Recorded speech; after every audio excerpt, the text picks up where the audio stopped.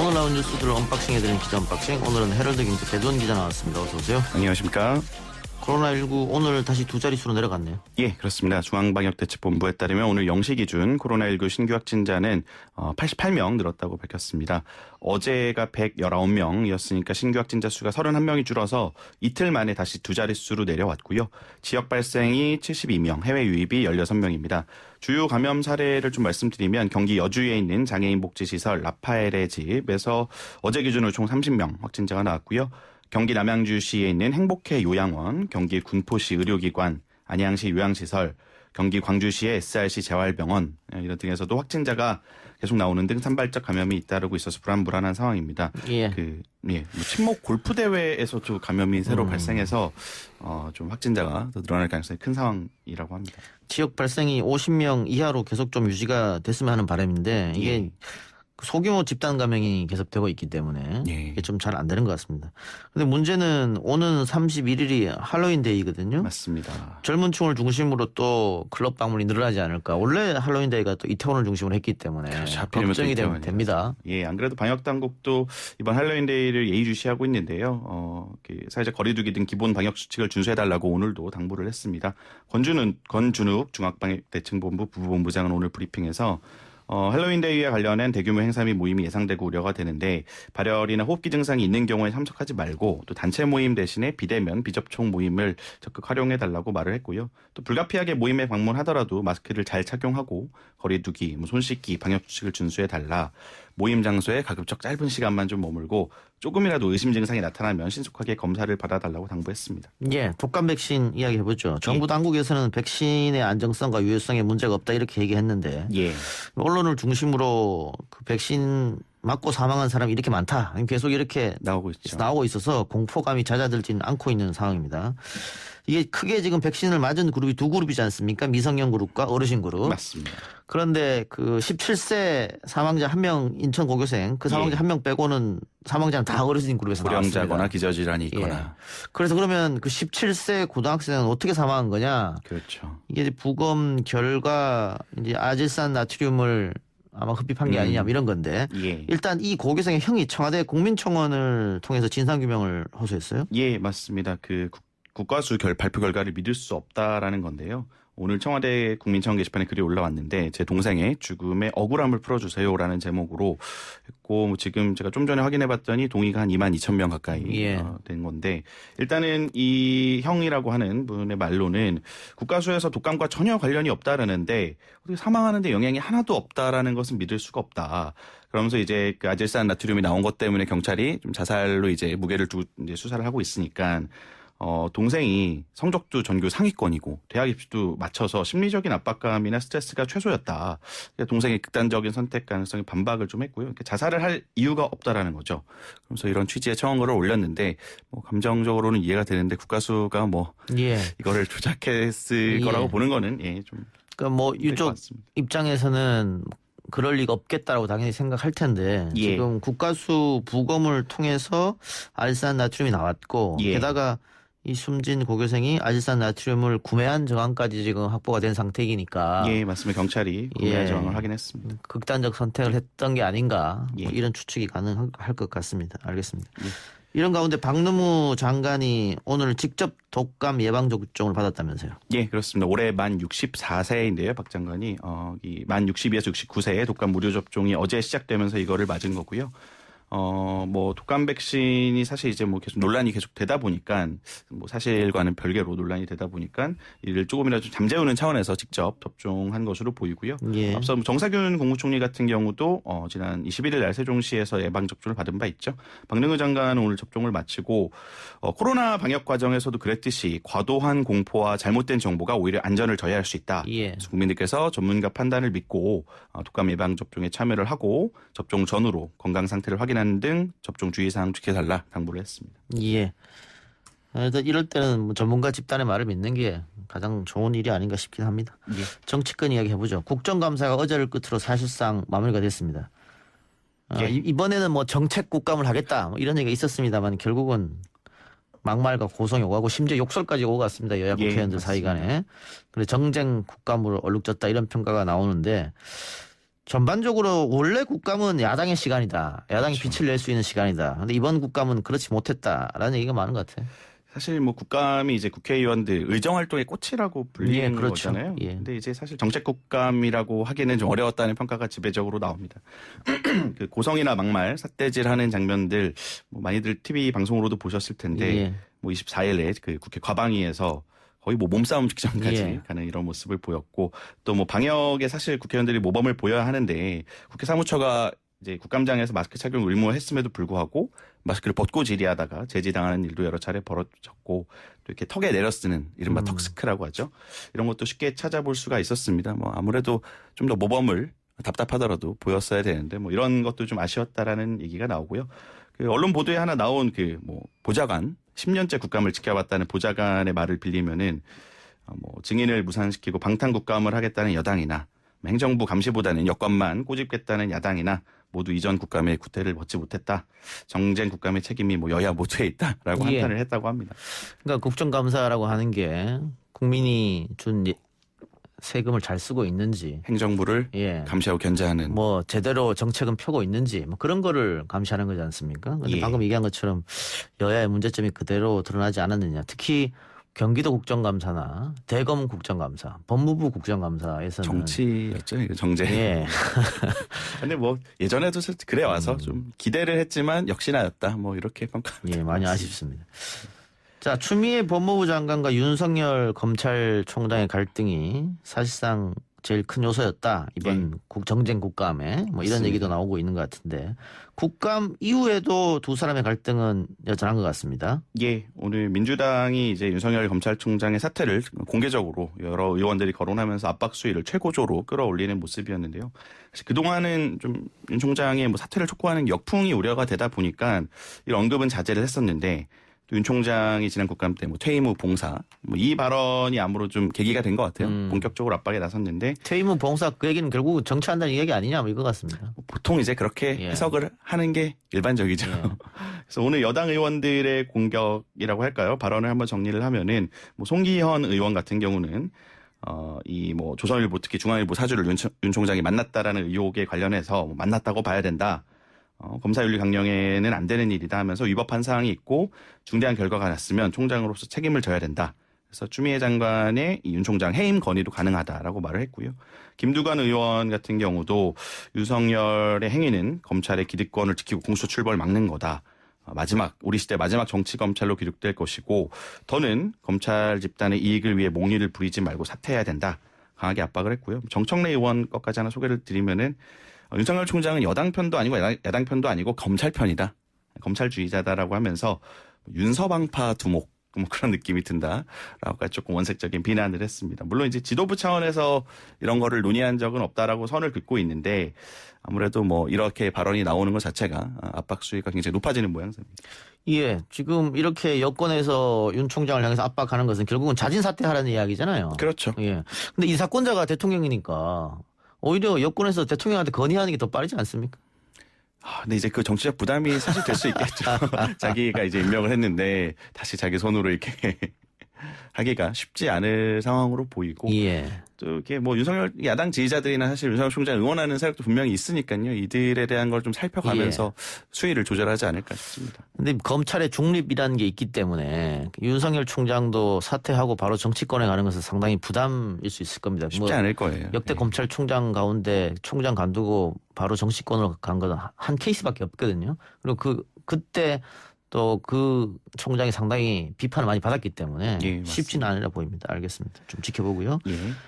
고 이건희 삼성그룹 회장 장례 이야기 해보죠. 장례식이 오늘로 4일째였는데 정재계 인사들의 조문은 계속됐습니다. 예, 그렇습니다. 어제만 해도 이제 뭐 이낙연 민주당 대표, 김종인 국민의힘 비상대책위원장, 박병석 국회의장 등 정치인들, 정세균 총리, 홍남기 경제부총리 등 정부 인사, 김승현 하나그룹 회장, 정의선 현대차그룹 회장 등 재계 총수들이 빈소를 찾았었고요.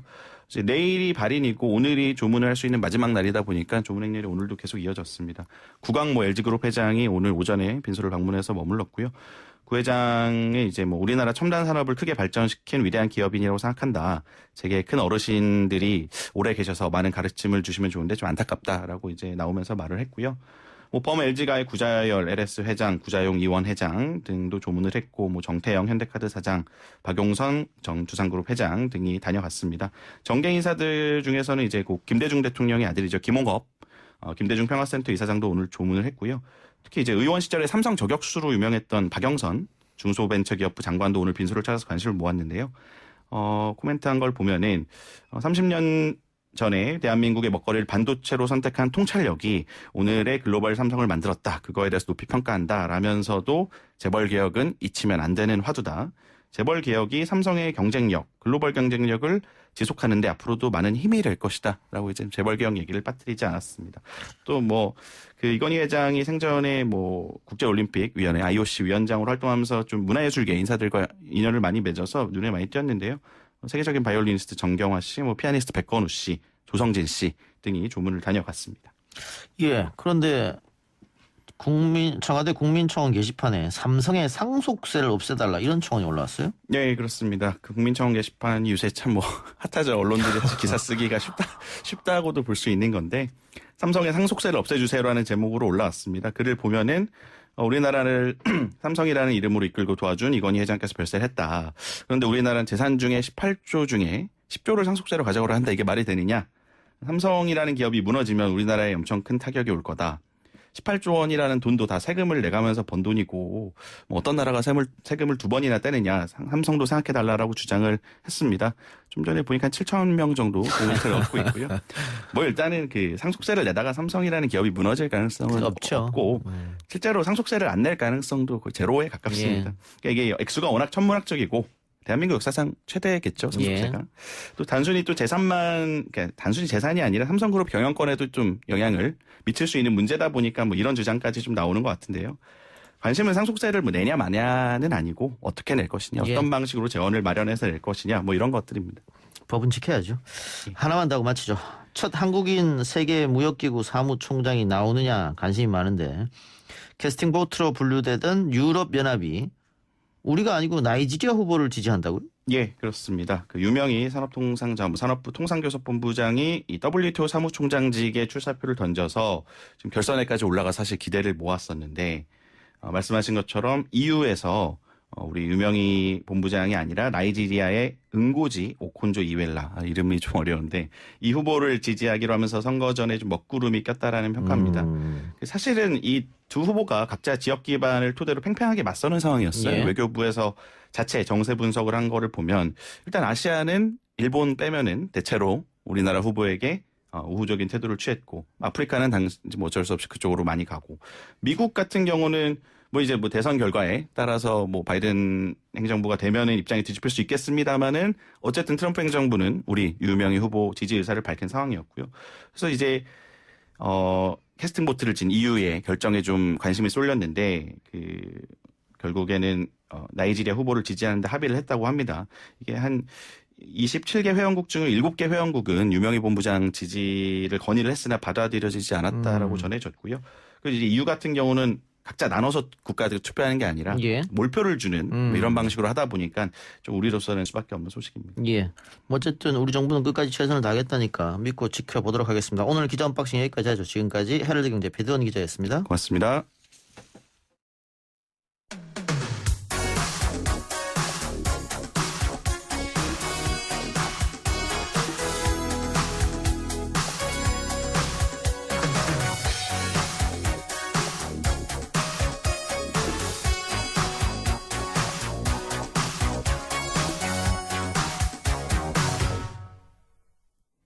어제 방송에서 21대 국회 국정감사 마무리와 공수처장 후보 추천위원 내용으로 더불어민주당 수석 대변인인 최인호 의원과 이야기를 나눠봤습니다.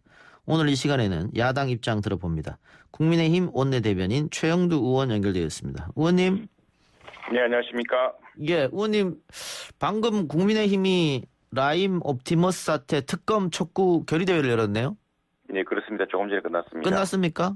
네네. 예, 국회에서 연 겁니까? 네, 국회로 텐더홀 계단에서 했습니다. 예, 의원님들 다 참석하셨나요? 네네, 그렇습니다. 예, 그 잠깐 내용 설명 좀 해주세요. 네, 이 라임 옵티머스 사건이라는 것은 이미 우리가 특검 임명에 관한 법안도 냈습니다만 5천 명이 넘는 무고한 국민들에게 2조 1천억이 넘는 피해를 입힌 역대 최대 규모의 금융사기 범죄입니다. 예. 이제 그런데도 그리고 지난해 초부터 근 1년 사이에 이 피해자들이 금융당국에 호소를 하고 이랬지만 수사가 지체되어 왔습니다. 더욱이 올해 초에 이 사모펀드 피해가 불거지자 추미애 법무부 장관은 전문 수사기구인 서울남부지검의 증권범죄 합동수사단을 해체시켜버렸습니다. 예. 그리고 이성윤 서울지검장은 옵티머스 펀드 사건을 전문성이 부족한 조사 일부에 배당해서 시간을 끌었다는 지금 의혹을 받고 있고요. 그래서 예.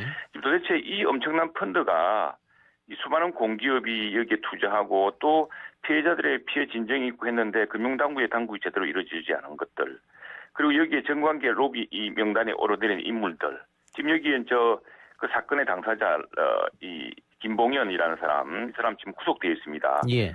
이 양반이 법정에서 진술한 걸로 해서 전 청와대 정무수석 그리고 여당 의원 등이 지금 연루되어 나와 있거든요. 이런 예. 엄청 권력 범죄를 지금 이제 이 김봉현 씨라는 사람이 구속 중인 사람이 무슨 이유에서인지 또 옥중 편지란 걸 통해서 일부 검사들에게 어떻게 했다 저떻게 했다 이런 걸 밝히자마자 갑자기 지금 정부와 여당은 뒤집어서 이게 단순 사기다 이렇게 지금 몰아가고 있고 한데, 그래서 윤석열 총장을 오히려 공격하는 형국이 되었습니다. 그렇기 예. 때문에 지금 이 사건은 우선 엄청난 초대형 금융사기 사건입니다. 이 사건이 제대로 수사되어야 되고 이 사건이 왜 이렇게 지연되고 축소되고 있는지에 대해서 국민들 의구심이 큽니다. 더욱이 이제 민주당에서는 그렇다 보니까 검찰도 문제가 있다라고 주장을 하지 않습니까? 그렇다면은 바로 특별검사야말로 이제 국민적 의혹이 크고 또 검찰의 수사의 중립성이 의심받고 있다고 한다면은 그걸 국회에서 임명하는 특별검사를 통해서 수사를 진전시키는 게 맞다는 것인데, 지금 여당은 당초에는 이 워낙 국민적 의혹이 커지자 수용할 뜻을 비쳤다가 지금 금융사기 피의 혐의로 구속되어 있는 김봉현이라는 사람의 편지 하나로 이걸 덮고 있습니다. 근데 그래서 지금 이 문제는 예. 이 문제를 야당 입장에서는 알겠습니다. 예.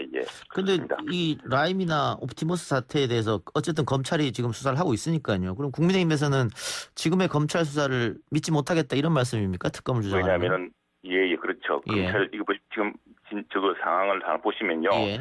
여기 이 주요 관련자 중에 한 사람이 그 출국 금지가 내리기 직전에 해외로 도피했습니다. 예. 해외로 도피하고 도피한 뒤에 대통령의 해외 순방 행사장에 얼굴을 드러냈습니다. 예. 그리고 지금 미국에서 귀국하고 있지 않습니다. 예. 초기 수사 방향부터 이게 수사의 속도도 중요하지만 수사의 방향이 중요한데 수사를 축소시키고 이 분야를 전문적으로 잘하는 여의도의 정권 이 금융비리 수사를 잘하는 합동수사단을 해체시킨 것부터가 저는 도저히 우리 당 입장에서는 받아들일 수 없는 판단입니다. 그리고 그리고 이제 서울지검에서도 이 수사라는 것도요 이게 전문적인 그 영역이기 때문에 해본 사람들이 더 잘합니다. 그런데 사실은 보통 고소고발 사건을 배당하는 조사부에 이걸 배당했는데 이 문제를 전담으로 할 수 있는 그 수사부를 채취해 놓고 알겠습니다. 그런 것들에 의해서 예. 우리가 이제 이 수사의 진정한 의지를 볼 수가 없다고 보는 알겠습니다. 것이죠. 그렇기 때문에 중요합니다. 지금 예. 문제는. 근데 현실적인 질문 좀 여쭤보죠. 네네. 제가 어제 그 민주당의 최인호 의원과도 이야기를 나눠봤습니다만은 민주당 의원들 공통된 입장은 특검은 못 받아들인다는 겁니다. 네네. 이유를 이야기하면 지금부터 해봐야 3, 4개월 걸리는데 그거 결국은 하지 말자는 얘기 아니냐 이런 건데 결국은 민주당에서 안 받아들이면 특검은 불가능한 거 아니겠어요? 그런데 이제 이게 손바닥으로 하늘을 가릴 수 있겠습니까? 지금 당장 김봉현이라는 사기 사건 이 사건의 당사자입니다. 이 사건으로 돈을 수천억을 편취한 혐의로 지금 구속되어 있는 사람입니다. 예. 이 사람이 무슨 이유에서인지 법정에서 자기가 돈을 주어서 구속되어 있는 부산의 민주당 위원장입니다. 선거에 나왔던 이상호. 그분 재판정에서 자기가 전 청와대 정무수석과 이름을 다 이야기를 했습니다.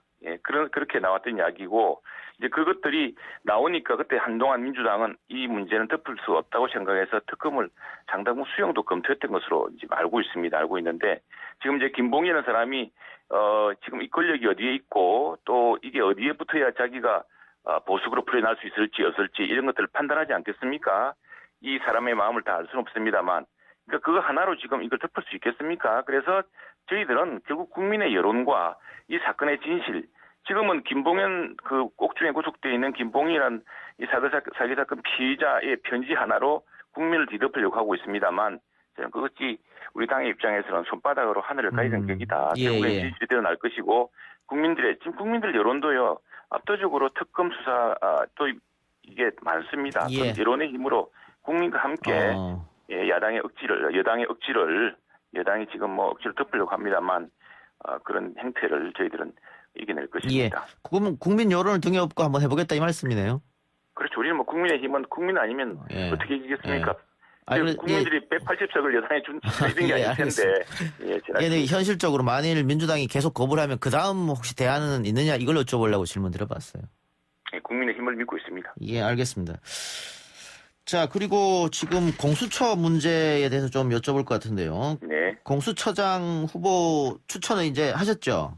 네, 했습니다. 예, 두 분을 이제 올리셨는데 민주당은 그 두 사람이 계속해서 비토권을 행사하면서 결국은 이 공수처 자체를 무산시키려고 시간 끌기용으로 하는 거 아니냐 이런 이야기를 하는 것 같아요. 거기는 어떻게 답변이 그 있습니까? 앞뒤가 안 맞는 말입니다. 예. 원래 이 작년에 사실 공수처를 도입할 때 정의당조차도 사실 이 공수처에 대해서는 이게 검찰 경찰이 있고 검찰과 경찰은 한쪽에는 수사권을 주고 한쪽에는 기소권만 주고 해서 수사권과 기소권을 분리하는 이것이 뭐 현대 문명국가의 법치 체제다 이렇게 하면서 했지 않습니까? 예. 그런데 이제 정의당은 선거법을 개정을 바라니까 이 이제 두 개의 거래를 하면서 이제 공수처를 같이 하게 되는데 이 과정에서 역시 야당 당시에 민주당을 제한 야당에서는 그러나 공수처의 이 문제에 대해서 여러 가지 좀 지나치지 않느냐라는 제기를 하니까 거기 때 붙였던 것이 그렇다면 야당이 공수처장을 독립적인 인물로 공수처장을 정할 수 있도록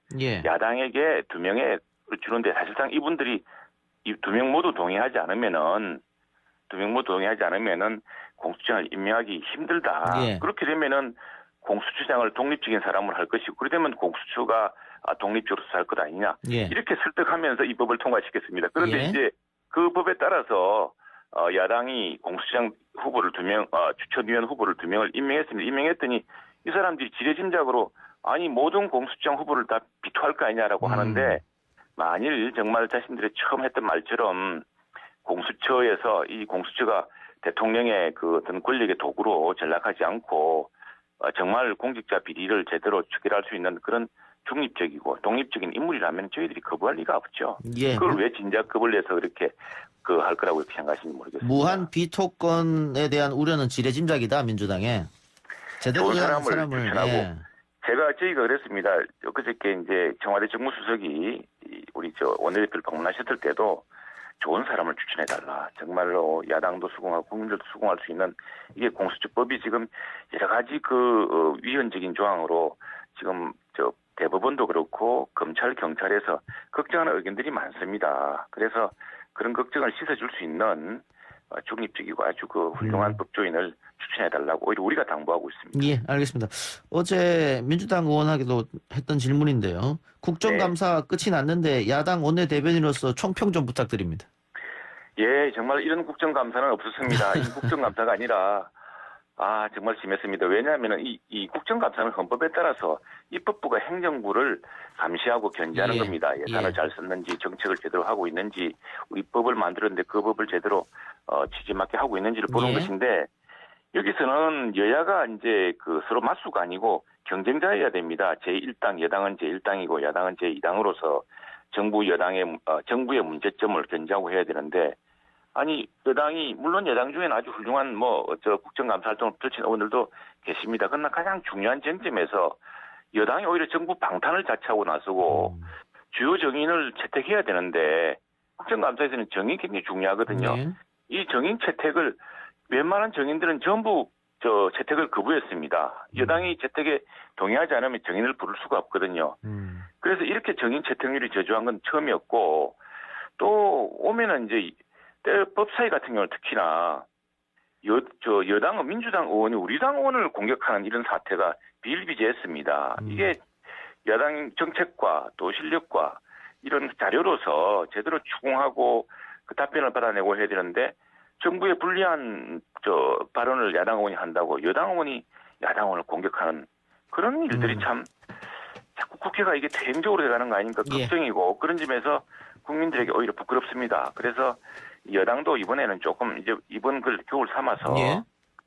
정말 국정감사 제대로 하고 국회의 처지. 자, 우리 정부는 유한하지만 5년 단임 정부 아니겠습니까? 예. 대한민국 국회, 대한민국은 계속 이어져야 되거든요. 그런 점을 좀 다시 한번 깨닫는 계기가 반성의 예. 계기가 되어 있다고 생각합니다. 근데 국감은 원래 야당의 시간인데 이번에는 야당의 한 방이 뭐 결정적 한 방이 없었다 이런 지적이 있던데 거기는 어떻게 평가하세요? 그런데 이제 우리가 야당이 좀 더 실력을 키워야 되는 측면도 있고 예. 원천 봉쇄된 부분도 많았죠. 이 야당이 국정감사장에 와서 그 정인들을 통해서 이제 진실을 밝혀내고 해야 되는데 주요 정인들 심지어 주요 정인들 중에는 본인들은 오겠다고 하는데 진실을 밝히겠다 오겠다 하는데 여당이 정인 채택을 거부해서 예. 못 오게 하니 사실 저희로서도 많은 수단이 지금 봉쇄되었고 예. 또 얼마 전에 감사원 감사에서 나왔습니다만 정부가 막 중요한 자료를 은폐하고 폐기하고 그러지 않습니까? 예. 불법적으로. 국정감사 자료도 제대로 제출하는 것이 많았습니다. 넉장 알겠습니다. 부리고. 예. 의원님 시간이 이래서 또 없어서 국정감시가 안 됐죠. 네네. 오늘 인터뷰 여기서 마무리하겠습니다. 고맙습니다. 네, 감사합니다. 예. 지금까지 국민의힘 최영두 의원이었습니다.